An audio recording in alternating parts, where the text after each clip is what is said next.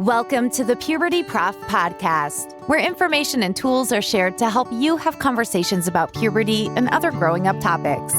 Here is your host, Lori Reichel, the Puberty Prof, a nationally recognized health educator, author of the award-winning book, Common Questions Children Ask About Puberty, and creator of the Talk Puberty app.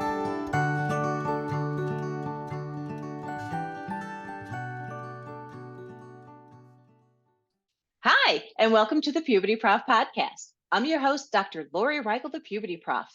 And today we're going to focus on the variety of support that exists for those of us that have breasts. So if you're a caregiver of a young person that they're budding into breasts, or if you're a young person that is developing these breasts, we're going to go over just a variety of bras, if I would say, and tank tops that a person can get to best support their breasts and feel comfortable.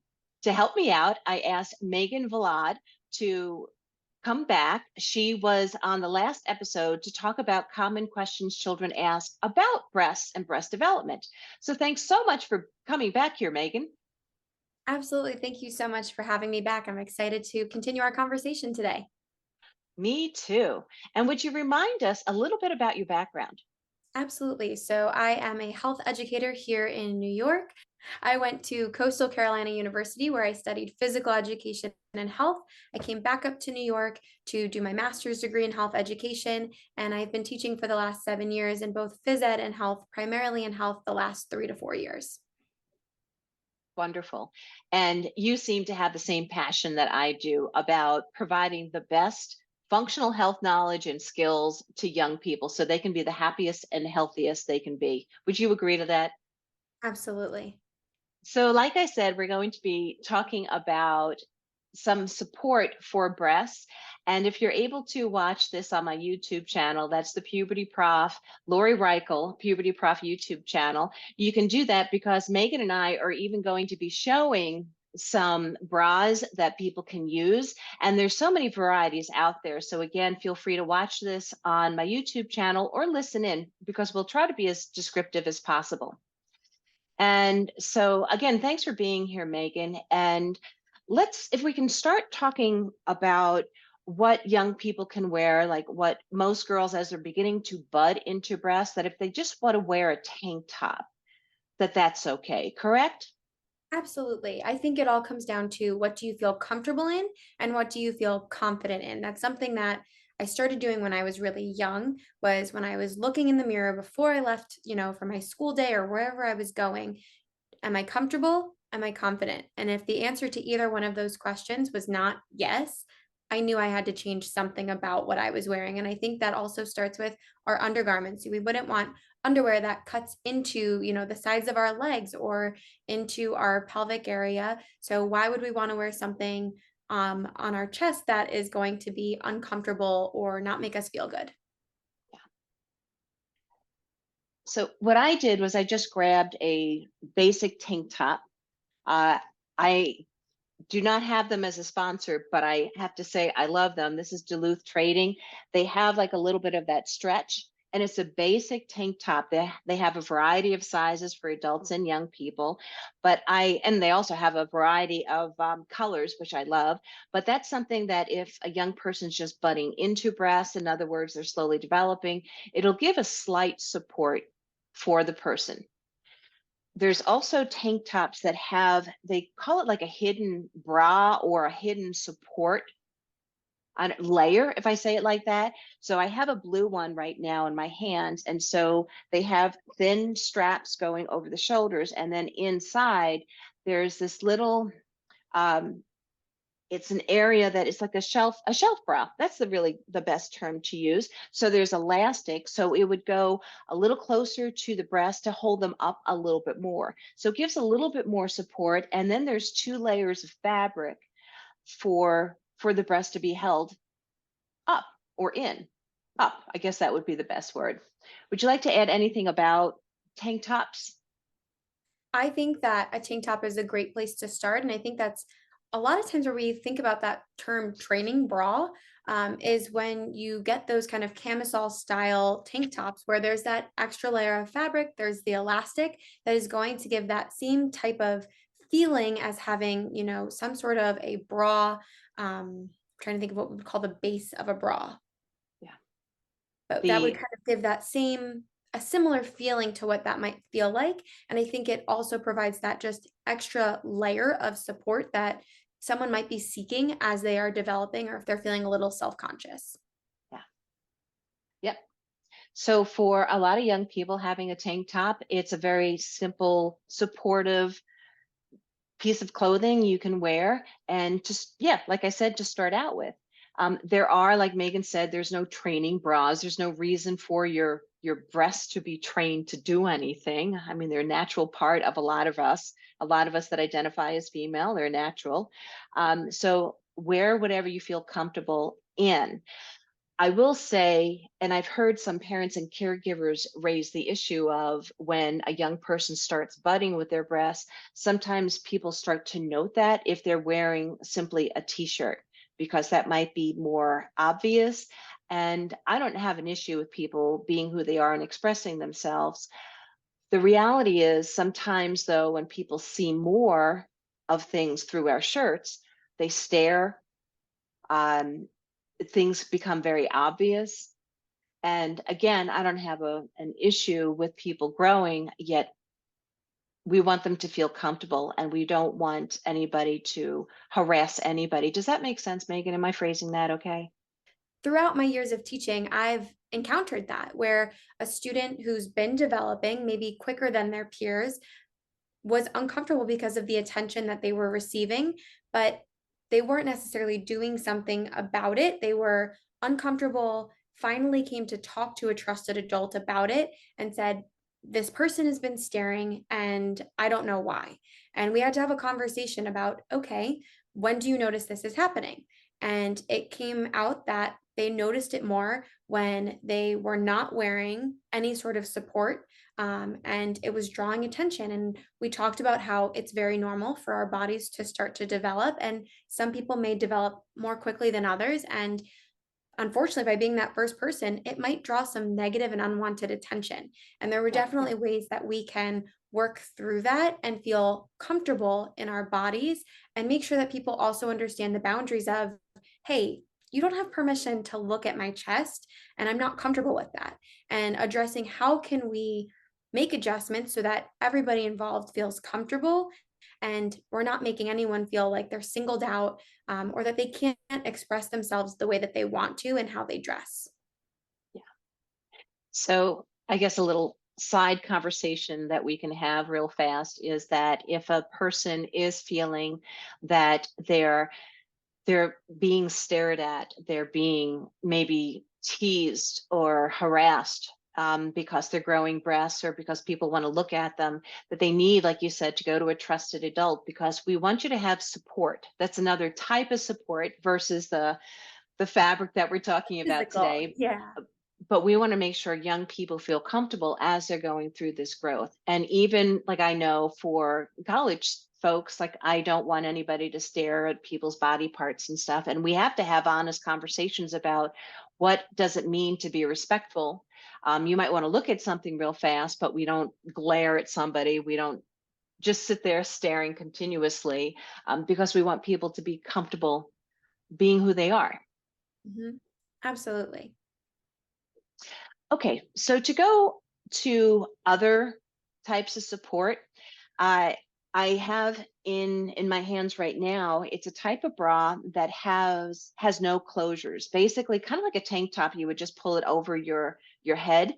This type of bra, it's stretchy, so I'm stretching it in front of my screen here, and there's an area for where the breast would go. That would be like a cup area, but there's no actual type of cup in it. It's just the fabric that's more put into, I guess, a circle or more space there, if I can say it like that.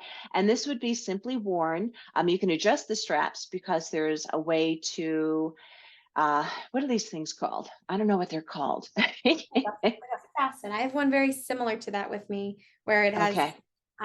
Removable cups, so you can pull the cup out, Okay. or you can leave it in, so you can actually pull this piece out, and visually you can see the difference of one side that has a little bit more support and structure to it, and the other, right, kind of just looks like a deflated balloon over here. Yeah. So either way we look at it, right, it's about comfort and support. But yeah, I would say that these are like fastens to adjust in the same way that you would just slip this over your head like a tank top. Yes. Yep. So those are two examples of a very simple supportive bra that has no closure.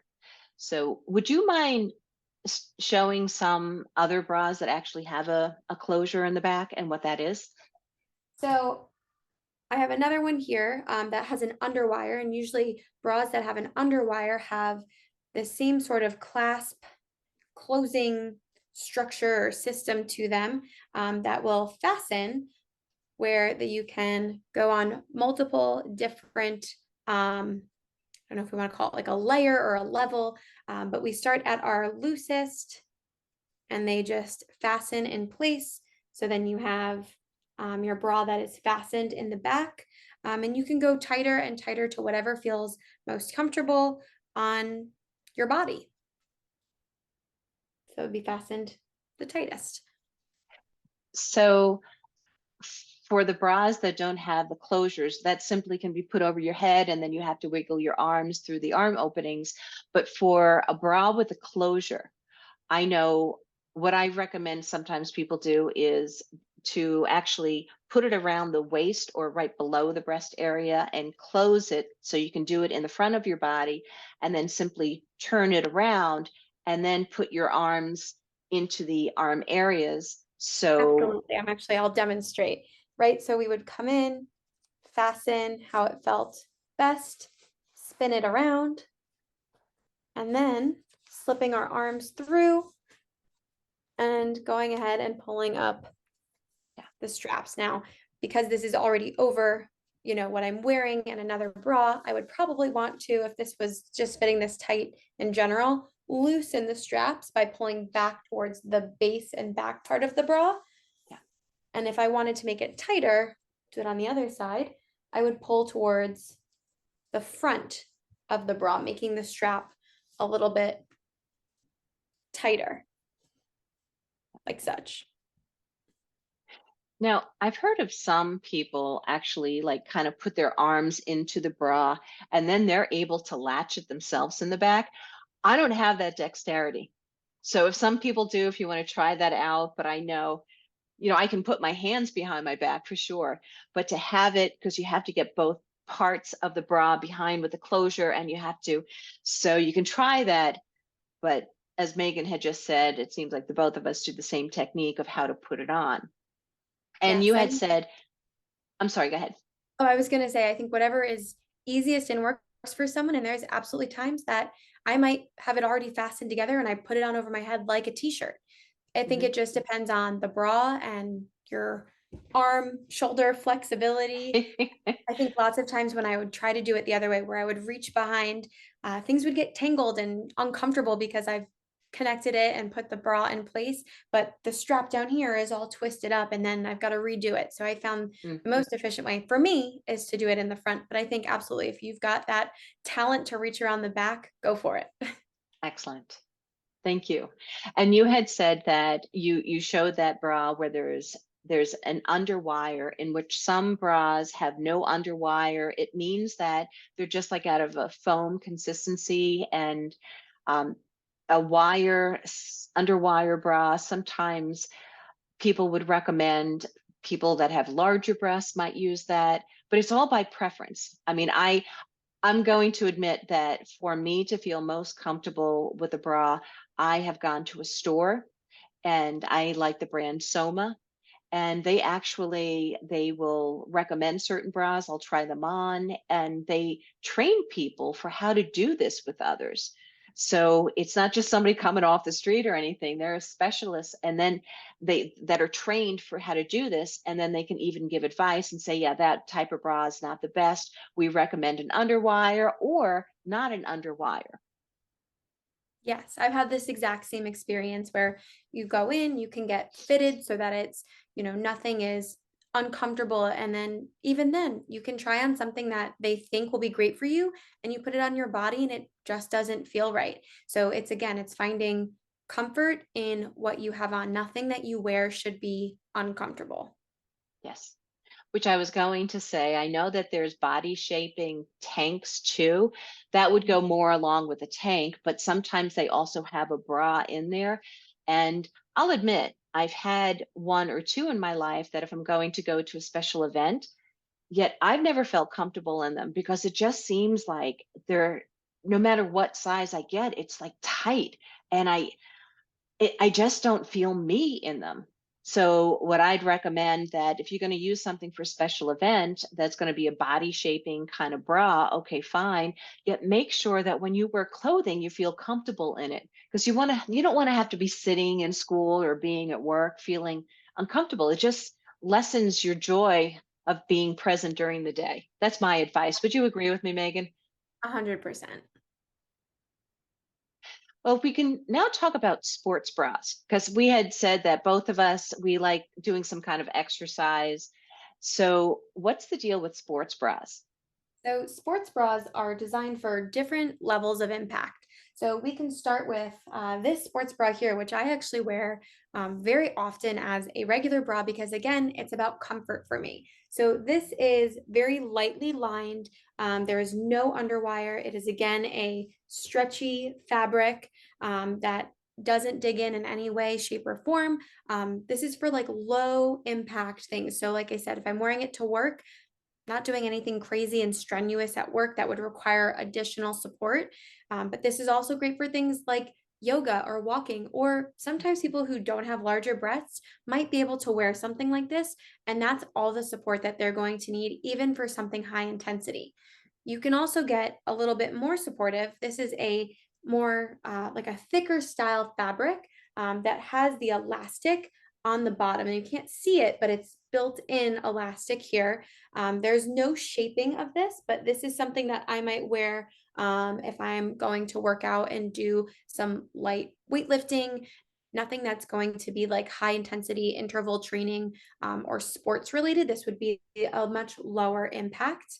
And then you might get somewhere that is a little bit higher impact where you've got a thicker lining, the elastic underneath. Again, there are removable cups in this one, but again, it's designed so that there is that support under impact. And then for me, the highest is this thicker one. It does have the closure at the back, so it kind of has that more bra-like closure to it, but there are thicker straps and more additional coverage that is going to happen with this bra. I cannot take out the padding, and there is not an underwire, but there is something a little bit stiffer about the sides of it that make it very high support. So if I'm going to play sports, or if I'm going to do some sort of high intensity activity that's really going to get me moving around, for me personally, I need something with more support in it. So that is what I would opt for. But again, it's about what you feel comfortable with. And I don't think there's anything wrong for people who might be kind of trying out sports bras to see what feels best. Bring an extra one in a bag so that if all of a sudden you're not feeling comfortable in it, you have another backup option. Yeah. And do you have any additional advice for people that are trying to find that perfect fit? Try things on. There's fitting rooms for a reason, and I think it's important to feel it and move around in it. I think back to when I would go shoe shopping when I was younger, and whether it was sneakers or cleats, and my mom making me run up and down the aisle, which kind of felt silly at the time because you're just running around the store, but you can feel if something doesn't fit right. So I think just like we would for clothing or shoes, the same thing would go with what we're wearing underneath those clothes. And so trying on bras, moving around in them, getting a feel for, does this fit right? Does this feel right? Is going to be the best option for figuring that out. I think we also have to raise the fact that some of these bras that we're talking about, they can be a little costly. Yes. Tank tops, that's pretty simple. Like I think I bought some Duluth tank tops on sale and they were like maybe $12 to $16 each. But bras, and I'm thinking of the sports one that you showed last, I'm thinking that's at least $50. So I'd recommend people looking for sales if it's at an athletic shop, to see if there's bargains like the BOGO, buy one, get one, or get one half price, that kind of thing. So be aware of sales, signing up for certain stores. Like I do Soma, so sometimes they'll give a $20 off coupon here or there. But just be aware that if you need to buy bras and they're the better ones, or I wouldn't say the better ones, but some of them can get really expensive.